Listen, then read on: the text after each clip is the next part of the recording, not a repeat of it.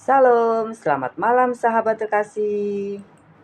Puji syukur kepada Tuhan karena kita boleh menutup hari ini di dalam kasih dan penyertaan-Nya. Apapun yang telah kita alami sepanjang hari ini, mari kita datang kepada Tuhan dengan hati yang tenang. Dia mengenal setiap air mata, setiap pergumulan, bahkan setiap doa yang belum sempat kita ucapkan. Sahabat terkasih, salah satu pertanyaan yang sering muncul dalam hati orang percaya adalah mengapa orang yang berusaha hidup benar tetap mengalami penderitaan? Bukankah kita sudah berdoa? Bukankah kita berusaha hidup jujur?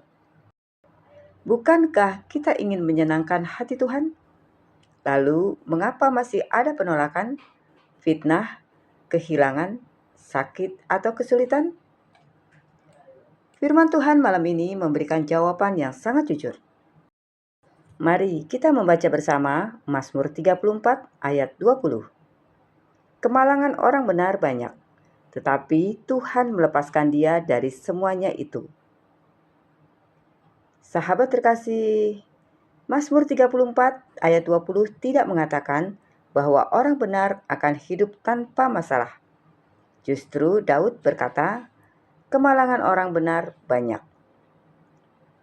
Mari kita perhatikan kata banyak. Artinya menjadi pengikut Tuhan bukan berarti hidup tanpa air mata. Orang benar tetap bisa kehilangan pekerjaan. Orang benar tetap bisa difitnah. Orang benar tetap bisa ditolak. Orang benar tetap bisa mengalami kegagalan. Bahkan tokoh-tokoh besar dalam Alkitab mengalami hal yang sama. Abraham menunggu janji Tuhan selama bertahun-tahun. Musa ditolak bangsanya sendiri. Daud dikejar-kejar Saul. Elia pernah putus asa. Rasul Paulus mengalami penjara, cambukan, dan penderitaan. Bahkan Tuhan Yesus sendiri mengalami penolakan, penghinaan, dan penderitaan sebelum kemuliaan dinyatakan. Karena itu, jangan pernah mengukur kasih Tuhan dari sedikit atau banyaknya masalah yang kita alami. Kasih Tuhan tidak berubah ketika hidup kita sedang mudah. Kasih Tuhan juga tidak berkurang ketika kita sedang menghadapi badai. Yang berubah hanyalah keadaan kita. Tetapi Tuhan tetap sama. Yang menarik dari Mazmur 34 ayat 20 bukan hanya bagian pertama. Firman Tuhan melanjutkan, tetapi Tuhan melepaskan dia dari semuanya itu. Bukan dari sebagian, tetapi dari semuanya itu. Sahabat terkasih, ada seorang pria yang bekerja sebagai pengrajin kayu.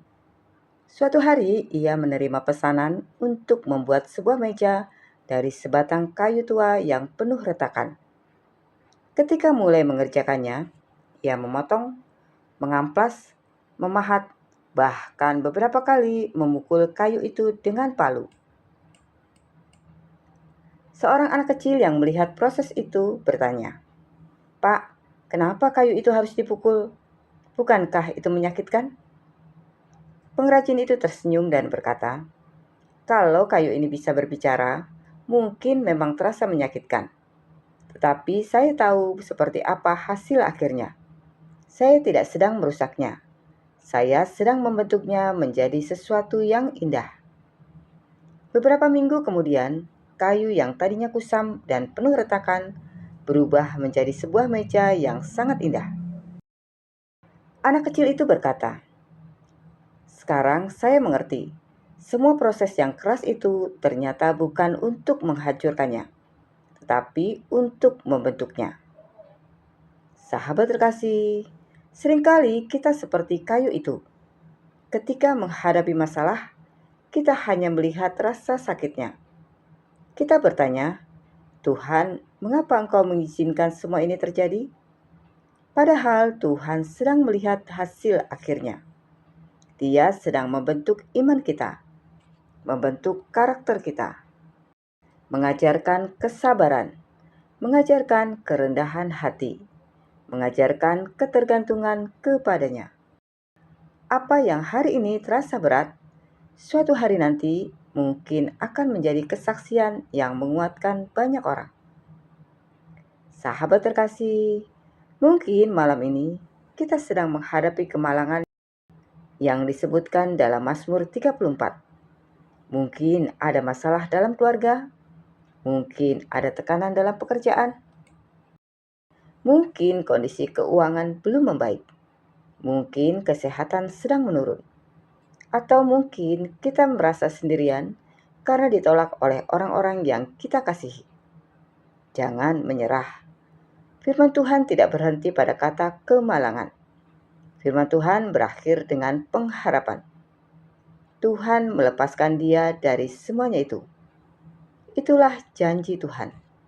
Bukan berarti hidup kita akan bebas dari masalah, tetapi Tuhan akan menyertai kita melewati setiap masalah. Dia akan memberi kekuatan ketika kita lemah, memberi penghiburan ketika kita menangis, memberi pengharapan ketika jalan terasa gelap. Karena bagi Tuhan, tidak ada penderitaan yang sia-sia. Setiap air mata yang kita teteskan diketahui oleh-Nya. Setiap doa yang kita panjatkan didengar oleh-Nya. Dan setiap proses yang kita jalani sedang dipakai-Nya untuk membentuk kita menjadi pribadi yang semakin serupa dengan Kristus. Karena itu, sebelum kita beristirahat malam ini, mari kita serahkan semua beban kita kepada Tuhan. Biarlah hati kita dipenuhi damai sejahtera, sebab Tuhan yang memegang hidup kita tidak pernah tertidur.